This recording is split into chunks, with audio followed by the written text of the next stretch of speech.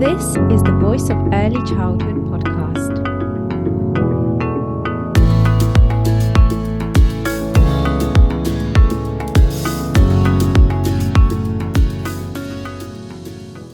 Hello, everyone. Welcome to the Voice of Early Childhood podcast. My name is Angelica. I'm your host, and I'm joined by Gemma Goldenberg, who is a PhD researcher. Thank you very much, Gemma, for coming on again. Hi. So in the last episode, Gemma talked about why she left her job as an assistant head teacher to research the impact of being outdoors on children's stress, attention, and self-regulated behaviour. So in this follow-up episode, we're going to have a quick look at the methods a little bit again, but mainly how the children and the teachers reacted to the research and to those research methods, and any challenges that were faced as well in the project. So, Gemma, the study itself took place over 2 years. Is that right? Yeah. Yeah, so quite a long study, I guess. It's not like a longitudinal one, but it seems like quite a long time for, what most people are kind of used to in terms of kind of research studies that are small scale. This one's, so you were in for 4 weeks in the reception class, is that right? Yeah, so the data collection took 2 years, but we weren't in one school for 2 years. We were kind of going around different classes in different schools in East London. So it was around 4 weeks with each class of children, if everything went smoothly, which would be 8 sessions indoors and 8 sessions outdoors. But of course, it never goes completely smoothly. So there were lots of times when we had to cancel sessions for all different reasons. So sometimes we ended up spending longer than 4 weeks with a particular class if we couldn't get in every day. So I guess that's like part of the challenges which you're going to go into later. But the methods, just a quick recap again. So there were video footage, an actigraph to measure movement, and then heart rate monitor. So those two, the actigraph and the heart rate monitor, were the wearable equipment that the children had. So in terms of how the children kind of reacted to wearing that equipment, because usually we do observations or questionnaires in studies, what was it like for you as a researcher, and what was it like for them and perhaps the teachers as well, in terms of, getting them to wear equipment to measure? So it was all wearable, actually. The camera footage we had was wearable as well. So we thought about having like a fixed camera in the classrooms, but you can't quite capture everything, and you can't see the kind of individual detail of interactions that go on. So the children were wearing these little head-mounted cameras. They're like a little GoPro, but they were very kind of child-friendly ones. They were like a little bear shape, and the little camera is the eye. And then they had these little microphones that were connected to their uniform as well, and a little clip. And then the actigraph and the heart rate monitor, it was all kind of part of one device. It's a box about this size, like a plastic box, that had all of the kind of electronics and the battery and all of that. And we had these stretchy belts made. So the little wearable device goes in a pocket and it goes around the child's waist underneath their uniform. And then we had 3 stickers to put on for the ECG, for the heart rate monitor. And it looked, the equipment looked very unlike anything the children had seen before. Yeah, of course. Which was like a good thing and a bad thing, I guess, because it was quite exciting. And we talked about what it meant to be a scientist, and that this was special, like scientific equipment, and they were going to be scientists too. So that was quite exciting. But the ECG monitor was quite tricky, because if you've not had one before, it's these kind of round stickers that you put on, but they've got a metal connection, like a little metal pressed almost, and you have to push the wire connection onto that. And they didn't really like, although kids love stickers, some of them really didn't like the thought of that going onto their body with a wire attached. Was it actually going onto their skin then? Yeah. So it sticks directly onto their skin, and then when you take them off, it's like taking a plaster off, where it can be like a bit sticky and it can pull a bit. So we tried to be like as gentle as we possibly could, obviously, and we tried to get the children involved. Some of them preferred to take off their own stickers rather than us doing it. But we did have a few children that didn't like that feeling of the sticker coming off. And actually, a few months into the project, we discovered this spray, this kind of medical spray that you can buy, that they use in hospitals, where you spray it on and then it just sort of dissolves the adhesive and comes off really easily. And once we discovered that, it was so much better. Like, then the children didn't mind at all. Before that, we had a lot of children drop out. And unfortunately, it tends to be some children are more sensitive than other children. Some children might have sensory issues. And so those were the children that dropped out the quickest. But, part of the aim of the project was to try and capture the experiences of all these different children. So we really didn't want, particularly sensitive children all to be dropping out of the project, because then we didn't have any information about how being indoors and outdoors affects more sensitive children. So I wish we'd found that spray at the start of the project, but we did have it for the later schools we went into, and it definitely solved that. It seems such a simple little thing and a little fix, but actually makes such a massive difference. And I guess, that's all those nuances that are really vital in research, and especially when you're doing research with children, to make sure that you're constantly responding to, I guess, their needs and their reactions to what you're doing with them and to those methods. Yeah, there were so many things that we learned along the way about how to kind of make the children more comfortable. We developed, after we'd been into a couple of schools, we always did an introductory session where we told them about the project, we showed them the equipment, we let them pass it around and play around with it. And we would visit the schools a few times so they were used to us as a research team, and it didn't feel like we were just strangers coming in, putting equipment on them. And that helped to a certain degree, but we still had some children that seemed a little bit cautious. And so a few months into the project, a research assistant who was working with me suggested a social story. She'd done a lot of work with autistic children before, and she said, a social story might be really useful for all of the children, actually. So we created this social story, kind of going through step by step what the project would involve and what they would do, and giving them kind of examples of how they could opt out. If you decide that you want to take part, but then one day you don't want to put the equipment on, you can say no thank you, or you can say not today. And we tried to kind of give them that vocabulary to use so they knew that they could opt out, and that was really helpful. But as I was kind of going through the process, I realized, like you said, how many nuances there are when you're researching in schools, and especially with very young children. And so I'm making that a chapter of my thesis when I write up the project. How can you work effectively in schools? How can you get children and families on board? And some of the ethics around that, and how you can be sort of really sensitive to the children's needs. And so we'll probably try and publish something on that at some point, because I think there's not a huge amount of guidance out there for researchers about the best way to approach that. And I feel quite lucky, because I've been a teacher and I've worked in schools. I felt like I kind of had one foot in each camp. I kind of had my researcher hat on, but I also still had my teacher hat on. And as a parent as well, I was thinking about how my own children would react. So I hope there's kind of some useful advice there to share going forward. Hiya, just a very quick and a very exciting announcement. The Voice of Early Childhood Conference is back. After the success of our first one, we have organised another one on the 16th of March 2024. This will be a day full of learning, sparking reflections, sharing and networking. And I can already share with you the speakers we have announced so far. They are Dr. Nathan Archer, Dr. Stella Louis, Adam Marrich, and Ben Kingston Hughes. You can find out all about the presentations on the Voice of Early Childhood website. So our venue is once again at the fantastic Nottingham University Clifton campus, which boasts modern conference facilities as well as some beautiful green surroundings. And of course, really good accessibility from around the UK, being in the Midlands.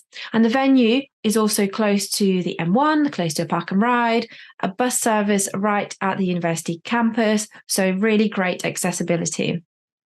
As always, you can expect on our conference day opportunities for shared reflection, discussion, and healthy debate, valuable CPD, a diverse range of speakers, a safe space to share your practice and your own thoughts, a relaxed atmosphere, plenty of opportunities for networking, and also a selection of exhibitor stands to explore and ask questions, and of course, fantastic food and refreshments. And for 2024, we of course had to step it up a notch.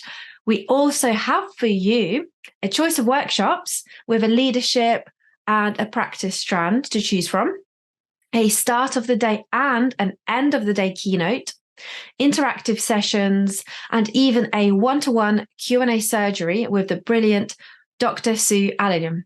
So make the most of Dr. Sue's surgery by coming prepared with your burning questions for practice, leadership, Ofsted, or anything else you can think of. I'm sure she would be happy to answer away. So if this sounds like the kind of conference and early childhood community that you would like to be part of, then grab your tickets before they sell out. We have limited capacity. And if you haven't already heard, you can get a 10% off code to use at checkout by signing up to our newsletter. I've added the link in this episode description where you can sign up for your code, find out more about the conference and more about the speakers, and also access our Eventbrite page to secure your ticket. So I will see you in March. And it's all these experiences that you bring with you, isn't it, as a researcher? And I guess that's where you kind of looking at your own positionality as a researcher comes in, and having that, I guess some people keep that reflective journal, but just really constantly being aware of yourself as the researcher and any kind of biases and your own past experiences and current experiences that feed into it all. And I know it's vital to you that the research is objective because you use quantitative methods and it's important to really make sure that you aren't biased as a researcher. So that reflection on yourself and your positionality is important, but I guess it comes in the process of researching and in the moment, and it's not necessarily something that you can always kind of step back and do and then change things. It's, things are happening so fast, and like you say, there's different kind of tweaks and changes that come about, but you can't necessarily kind of go back and start again because it's so time consuming. Yeah, exactly. So there are little things that we refined and tweaked over time, but we couldn't change it too much because it had to be consistent across the different schools. So there were certain things that we said, in hindsight, we wish we'd done it like that, which we couldn't for this project. But yeah, we can go into future work and articles that I write and things like that to kind of help other people know those things before they start out on their projects. Yeah. And I think the work that you're doing anyway, in terms of involving children and teachers and, you talk about families as well. So that is just so vital in terms of doing research with children and, with educators rather than on them. And we do always kind of talk about that, how we need more of that in education. But actually, like you say, it's not something that has been done enough, and there isn't enough guidance out there. So looking at your research in terms of not just the findings, but actually really unpicking those methods and the methodology and the kind of approach that you took is really important. And that's why sharing it is going to be so valuable to kind of, teachers who may be embarking on any kind of action research, kind of more informally, but of course also researchers and students themselves.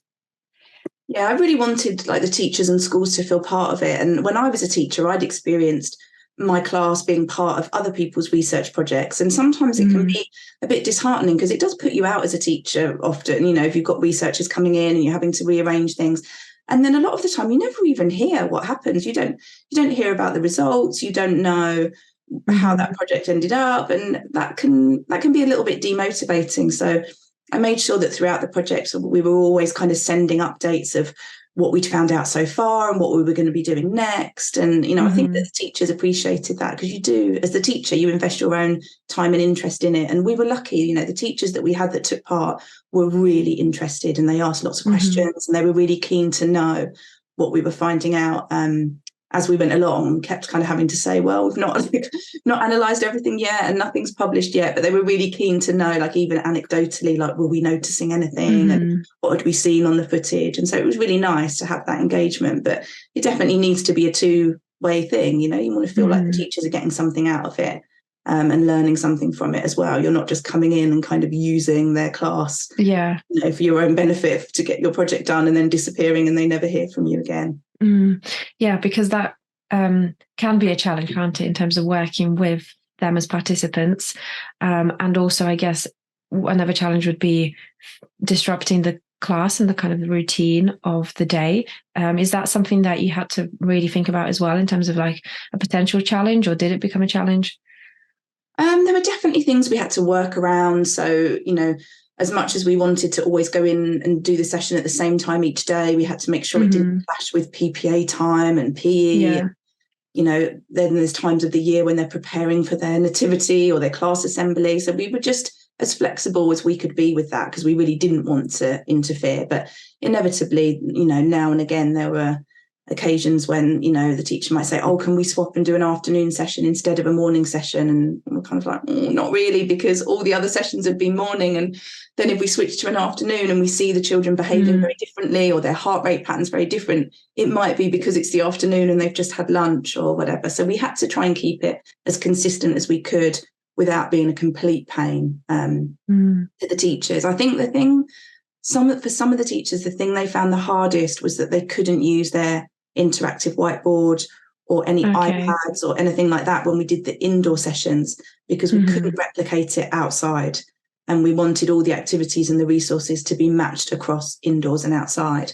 And there was one school we went to where for their maths teaching, they used this program that was all about the interactive whiteboard. Basically, you had little videos on there and things that the children could do for their activities. And when we said to a couple of teachers, oh, you know, you're going to have to do your maths session, but without the interactive whiteboard, they were like, oh, but that's the program that we use and we always do it through that. And they were a bit unsure.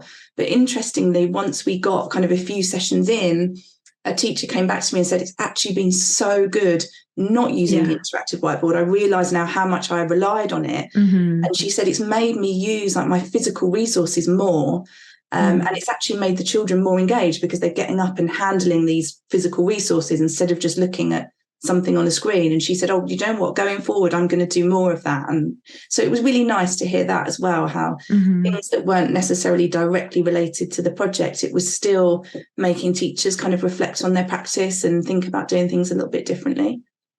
So nice to hear that impact straight away, isn't it?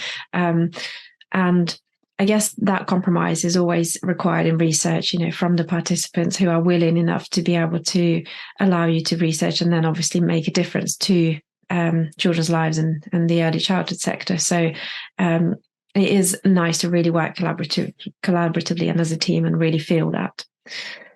So yeah, thank you, Gemma. It's great to kind of really hear the research in a little bit more detail in terms of like from your perspective and not just what we normally read in a paper, and kind of really hear those little kind of nuances of like the little challenges that you faced and all the little changes. So your previous podcast episode and article is on the Voice of Early Childhood website. So for those who are listening, please do check that out. The link is in this episode description. And then in the next episode, Gemma's going to discuss the results of her study. So whether children were noisier and more stressed indoors or outside, how being outdoors affected children's attention, and also how it affected their behaviour. So that's to come in the next episode. Thank you very much, Gemma, and we'll speak to you soon. Thanks for having me.